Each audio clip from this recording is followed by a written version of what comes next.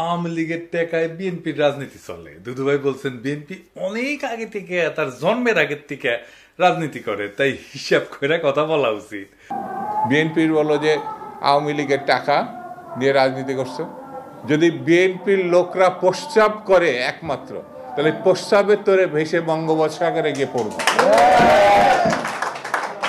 সবকিছুর একটা সীমা থাকতে হবে। এমন কোনো কথা বলবা না যে কথার দায়িত্ব নিতে পারবা না। বিএনপি সম্বন্ধে যে অভিযোগ করছো, সেই অভিযোগের জবাব যদি বিএনপি শুধু থুতু ফেলে, সেই থুতুর মধ্যে তোমার খুঁজে পাওয়া যাবে না। সেই জন্য আমি বলবো, হিসাব করে কথা বলা, হিসাব করে চলা, আর গণতান্ত্রিক রীতিনীতি মানা। পোলা পাইন করলে বহুত ব্যর্থ আছে দুদু ভাই। ঠিকই কইছেন, ঠিকই কইছেন। সব জায়গায় দুদু ভাইয়ের লোক ঢুকেছে, একেবারে ফাউল এগুলো। আপনি একজন বিশিষ্ট রাজনৈতিক নেতা, আপনি খাবার গেছেন, আপনার মুরগির ঠ্যাং দিবি না, তাই বলে দেখেন রানের পিস না দেয় দুদু ভাইয়ের কি রাগ। ঠিক আছে না? আমি কনফার্ম ওই মেসিয়ান না এনসিপি করে, ছাত্রদের দল করে।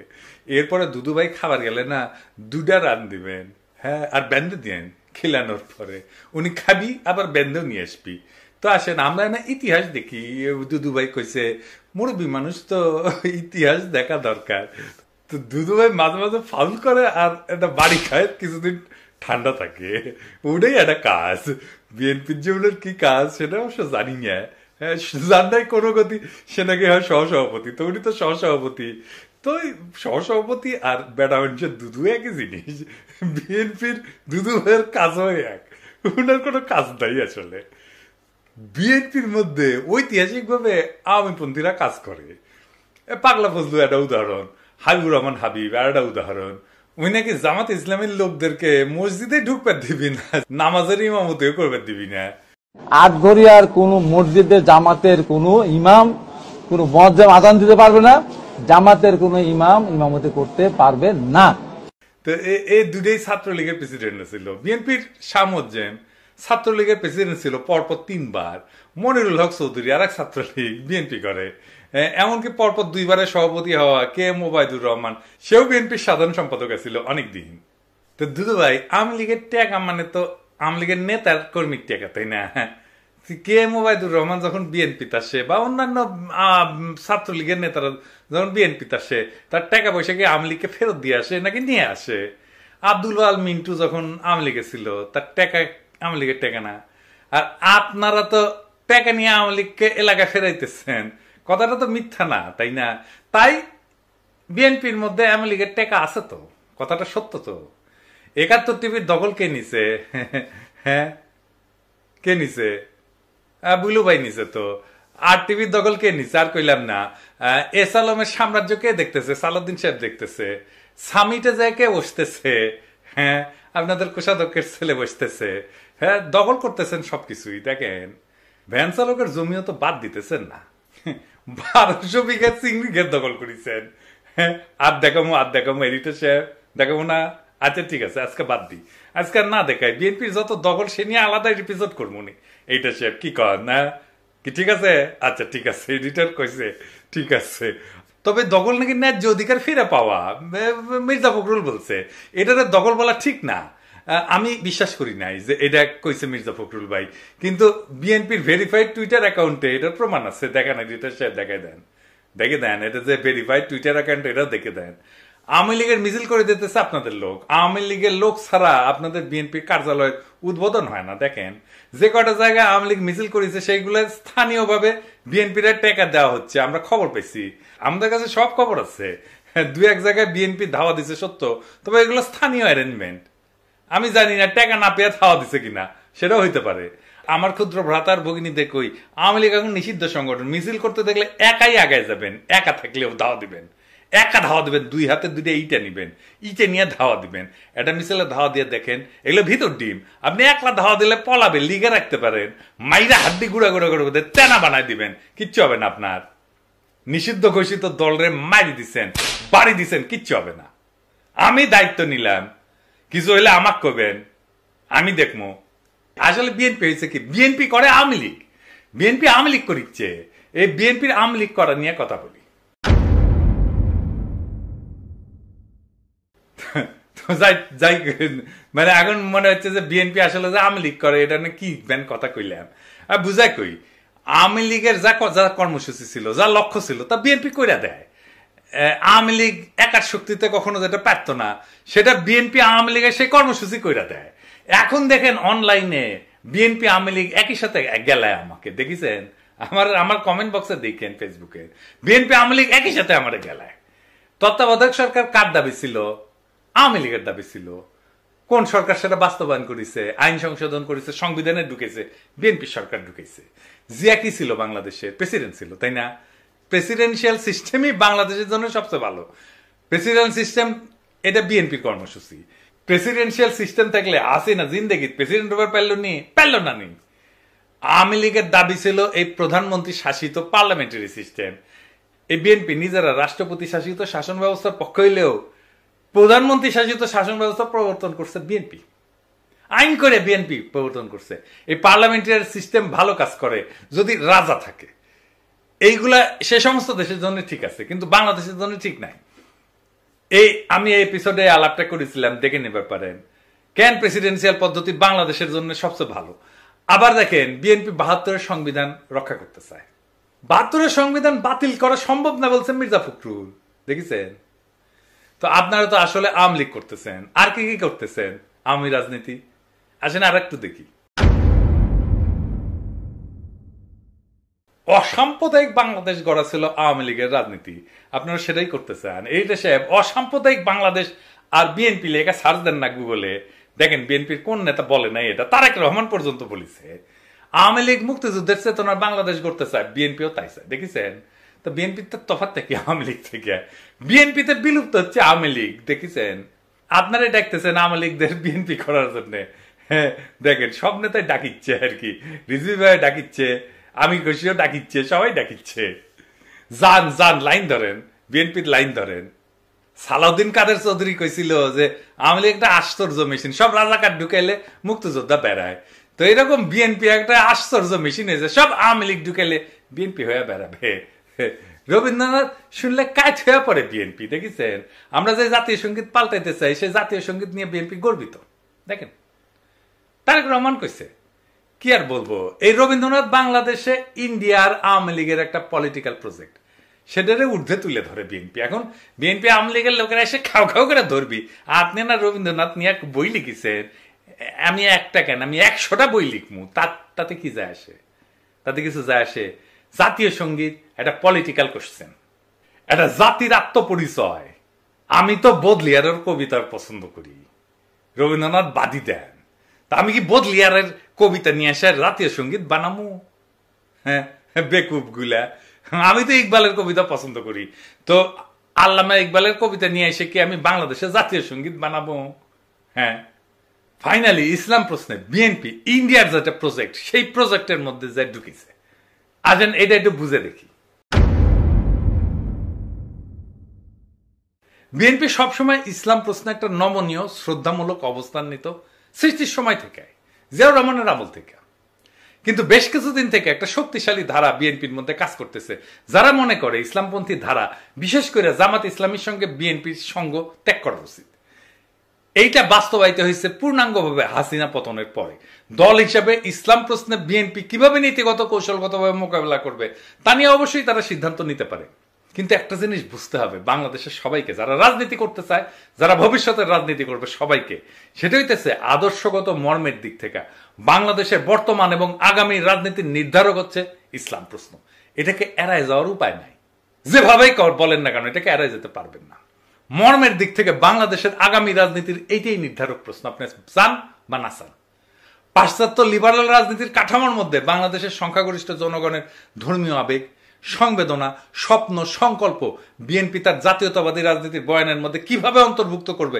সেটা একটা বুদ্ধিভিত্তিক কাজ হইতে পারত সাহায্য নিতে পারতো সেটা তো নিবে না ওরা সবার থেকে বেশি বুঝে এটা একটা খুব ইন্টেলেকচুয়াল ট্যাকটিক্যাল কৌশলগত কাজ হইতো বলাই বাহুল্য বিএনপি সেটা করতে সক্ষম না এটা তাদের কম্য না তারা বুঝাই দিছে এটা তারা পারবে না সেকুলার ইসলামপন্থীদের জোটে একসঙ্গে ধরে রেখা শেখ হাসিনার শাসনের বিপরীতে বিএনপি একটা সময় পর্যন্ত দাঁড়িয়ে থাকতে পারছিল কতক্ষণ যখন খালেদা জিয়া ক্ষমতায় ছিল যখন খালেদা জিয়া নেতৃত্বে ছিল সেটা লিবারাল রাজনীতির সংস্কৃতির দিক থেকে একটা খুব বড় সাফল্য ছিল। ইন্ডিয়া এই সাফল্যটা নস্যাৎ করতে বদ্ধপরিকর ছিল, তারা পরিকল্পনা করছে। ইন্ডিয়ার এই কৌশল শুধু জামাত ইসলামকে বিএনপি থেকে বিচ্ছিন্ন করে না, মূলত ভারতীয় আধিপত্যবাদের বিপরীতে ধর্মনিরপেক্ষতাপন্থী এবং ভারতীয় আধিপত্যবাদের বিরুদ্ধে সেকুলারপন্থী এবং ইসলামপন্থীদের সম্ভাব্য ঐক্যের যে কোনো সম্ভাবনা ভারত নস্যাৎ করে দিতে চায়। 20 দলীয় জোটের মধ্যে এই ঐক্যের একটা বীজ ছিল, এটার অঙ্কুরেই বিনষ্ট করা ছিল ভারতের রাজনীতির একটা বিরাট কৌশল। বিএনপি এবং ইসলামপন্থীদের মধ্যে ফাটল ধরানো, সেই জন্য শেখ হাসিনা বাম এদের একটা অন্যতম কৌশল ছিল। ফ্যাসিবাদের বিরুদ্ধে জুলাই আগস্ট বিপ্লবে এই যে সেকুলার বাম ইসলামপন্থীদের ঐক্য, এটা খুবই তাৎপর্যপূর্ণ রাজনৈতিক সন্ধি ছিল। এর বিপদ বুঝবার বিচক্ষণতা ভারতের আছে। এই রাজনৈতিক সন্ধির বীজ জাতীয় রাজনীতির সম্ভাব্য দিক নির্দেশক হয়ে ওঠার আগেই ভারতকে সমূলে নষ্ট করে দিল বিএনপিকে দিয়া।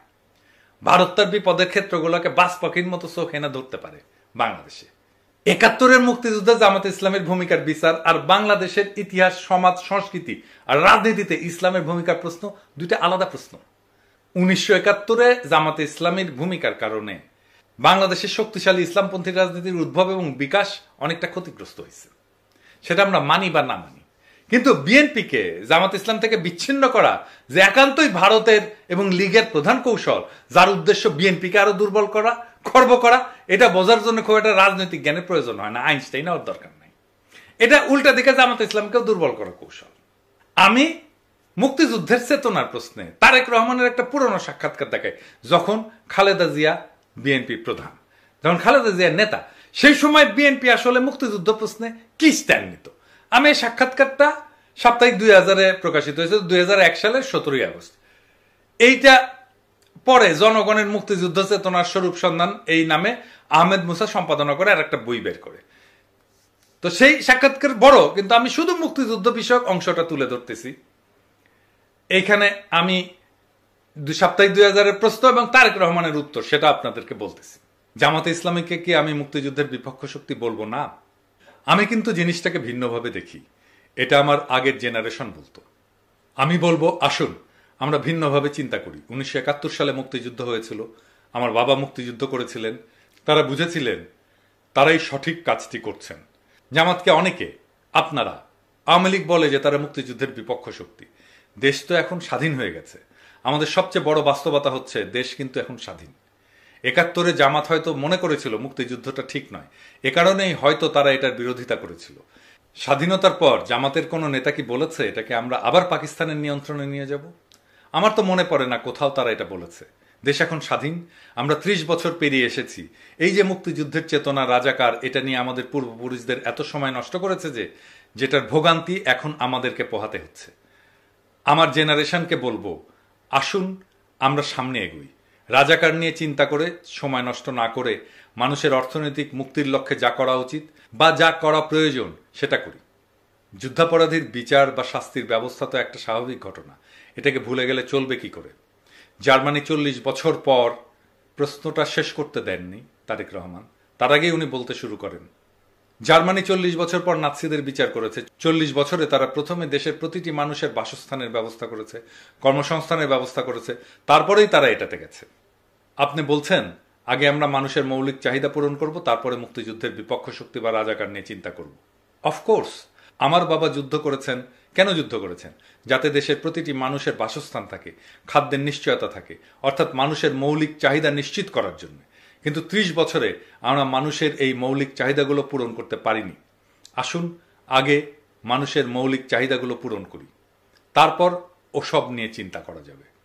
আপনার বাবা যাদের বিরুদ্ধে যুদ্ধ করেছিল, আপনি তাদের বিষয়টি আলাদাভাবে দেখবেন না? আমার বাবা কারো বিরুদ্ধে যুদ্ধ করেননি, তিনি যুদ্ধ করেছিলেন মানুষের মৌলিক অধিকার নিশ্চিত করার জন্য। কিন্তু আপনি আদর্শ প্রশ্নটা শেষ করতে দেননি সাপ্তাহিক 2000-কে। তারেক রহমান তার আগেই বলা শুরু করেন, আপনার পেটে যখন ক্ষুধা থাকবে তখন কিন্তু মাথায় আদর্শ কাজ করবে না। আপনার পকেটে যখন চলার পয়সা থাকবে না, আপনি যখন আপনার সন্তানের ওষুধ কিনতে পারবেন না, খাবার কিনতে পারবেন না, তখন কিন্তু কোনো আদর্শ থাকবে না। এগুলো বইয়ে মানায়, বাস্তবে মানায় না। আমরা মুক্তিযুদ্ধের বিপক্ষ শক্তি বলতে যাদের কথা বলছি তারা তো খুবই কম। বিএনপির মতো একটা রাজনৈতিক দল কেন তাদের শেল্টার দেবে? শেল্টার দেওয়ার ব্যাপার নয়, আমরা চেষ্টা করেছি সবাই মিলে একসঙ্গে কাজ করতে, দেশকে এগিয়ে নিতে। এখন বলতে হয় 96 সালে শেখ হাসিনা যখন তাদের সঙ্গে নিয়ে আন্দোলন করলেন, তখন কেন আপনারা তাকে এই প্রশ্ন করলেন না? অবশ্যই শেখ হাসিনাকে এই প্রশ্নগুলো করা হয়েছিল। উত্তরে কি বলেছিলেন শেখ হাসিনা? কৌশলগত মিত্রের কথা বলেছিলেন, কিন্তু এতে তিনি সমালোচনা থেকে রেহাই পাননি। কৌশলগত মিত্র তার মানে শেখ হাসিনা নিজ স্বার্থে বলেছেন এই কথা। আপনিও তো সেরকমই বলছেন। না, আমি সেভাবে বলতে চাচ্ছি না। আমি বলতে চাচ্ছি, আসুন আমরা সবাই মিলে সামনের দিকে এগোই। পেছন নিয়ে আমরা আর কত টানাটানি করব? আপনি জান না, একজন সাধারণ মানুষের কাছে মুক্তিযুদ্ধের যারা বিরোধিতা করেছিল তাদের প্রতি তার হয়তো একটা বিরূপ ধারণা আছে। কথাটা অনেকাংশে হয়তো বা ঠিক, কিন্তু এটাও ঠিক, মানুষ এসব শুনতে শুনতে ত্যক্ত, বিরক্ত। মানুষ এখন নতুন কিছু শুনতে চায়, নতুন কিছু দেখতে চায়। বিএনপি এখন নতুন কিছু বলছে না, ওই পুরনো কথাগুলোই যা আওয়ামী লীগ বলতো সেটাই এখন বিএনপির কর্মীরা বলে, সেটাই এখন বিএনপির নেতারা বলে। বিএনপি নিজেই তার এই অবস্থান মানে না। বিএনপি এখন তারেক রহমানের দেওয়া বক্তব্যের উল্টা কথা বলে। এই বিএনপি কার খপ্পরে পড়ে এই রাজনৈতিক অবস্থান নিল, সেটা কি বিএনপি স্পষ্ট করা উচিত না? নাকি সেই সময় তারেক রহমান সেটা ভুল বলছিল? বিএনপি যদি এর ব্যাখ্যা দিতে না পারে, তাহলে তো আপনি ওই দলের কোনো কথাতেই আস্থা রাখতে পারবেন না। ওরা ক্ষমতায় যে যা খুশি তাই করবে, আগে সব কথা উল্টাই দেবে, তাই দিচ্ছে। আমরা কেন বিএনপির বিরোধিতা করি? বিএনপি আজ যেখানে দাঁড়ায় সেখান থেকে আর যাই হোক জনতার আশা ভরসার পথে হাঁটা যায় না। কারণ ছাত্র জনতা শুধু আওয়ামী লীগকে সরাই দিচ্ছে, তাতেই বিএনপি খুশি। কিন্তু বিএনপি আওয়ামী লীগকে ছুঁড়ে ফেলে দিতে চায় না। তাদের নীতি, ইতিহাস, তাদের বয়ান, এমনকি তাদের ভাষা বিএনপির গলায় উঠে আসে। জিয়া যে রাষ্ট্রপতির শাসন ব্যবস্থার কথা বলছিলেন, বিএনপি আবার সংসদীয় ব্যবস্থা বন্ধ না করে। যে জিয়া ৭২-এর সংবিধানকে বাতিল করে দিছিল, এখন সেই বিএনপি ৭২-কে রক্ষার কথা বলে। যে বিএনপি অসাম্প্রদায়িকতার নামে আওয়ামী লীগের হাইব্রিড বয়ানকে সামনে রেখা ইসলামী মূল্যবোধ থেকে সরে যায়, সে কি করে জনগণের প্রতিনিধিত্ব করবে? এটি কি পরিবর্তন, নাকি এক বিব্রতকর পুনরাবৃত্তি? বিএনপি একটা নকল বিকল্প, যেখানে পুরাতনের পোশাকে নতুন কিছু সাজানোর ব্যর্থ চেষ্টা চলে। যারা আওয়ামী দুঃশাসনের বিরুদ্ধে এক বুক আশা নিয়ে বিএনপির দিকে তাকাইছিল, অথচ এখন দেখে ওদের পাতে ভাত কম। কিন্তু বকবকা নিয়ে আওয়ামী বুলি আগের চেয়ে বেশি। ফ্যাসিস্ট হাসিনার জন্ম কিন্তু বিএনপির ব্যর্থতা থেকেই। ছাত্র জনতা তাদের নিশ্চিহ্ন হওয়া থেকে বাঁচাইছে বিএনপিকে, আর সেই ছাত্রদের মুতে ভাষায় দিতে চায় বিএনপি। যদি বিএনপির লোকরা প্রস্রাব করে একমাত্র, তাহলে প্রস্রাবের তোরে ভেসে বঙ্গোপসাগরে গিয়ে পড়ব। বিএনপির এই নীতিহীন সফট আওয়ামীকরণ প্রক্রিয়া আসলে রাজনৈতিক আত্মহত্যা। এই পথ জনতার না, এটা মিটমাটের, কম্প্রোমাইজের আর আত্মসমর্পণের পথ। এই পথ নতুন বাংলাদেশের পথ হতে পারে না। আজ প্রয়োজন নতুন এক প্রস্তাবনার, একটা মৌলিক বিপরীত রাজনীতির, যেখানে ইসলামপন্থী শক্তি, জনগণের জীবন ঘনিষ্ঠ চেতনা আর রাষ্ট্রীয় ন্যায় বিচার এক মোহনায় মিলবে। যেখানে মুক্তিযুদ্ধের মানে হবে না কোনো দলীয় ট্যাগলাইন, বরং জনগণের সত্যিকারের মুক্তির সূচনা। যেখানে ইসলাম ধর্ম হবে রাষ্ট্রের গভীর মূল্যবোধের ভিত্তি, আর যেখানে নেতৃত্ব আসবে জনগণের ভিতর থেকে, সেই নেতৃত্ব যে ভারতপন্থী না। বিএনপির সামনে এখন মাত্র দুইটা রাস্তা খোলা আছে: নকল আওয়ামী লীগ হয়ে মুছে যাওয়া ইতিহাস থেকে, অথবা আওয়ামীকরণ ছুঁড়ে ফেলে সত্যিকারের জনতার বিকল্পে রূপান্তরিত হওয়া। জনগণ ক্ষমা করতে জানে, কিন্তু জনগণ প্রতারণা চেনে। বিএনপি আজকের রাজনীতি জনগণের সাথে প্রতারণা। মনে রাখবেন, প্রতারক আর বিশ্বাসঘাতকদের জন্য জনগণের মন খুলে যায় না, কেবল ঘৃণার দরজা খুলে। মনে রাখেন ইতিহাসের এই হিসাব। ইনকিলাব জিন্দাবাদ।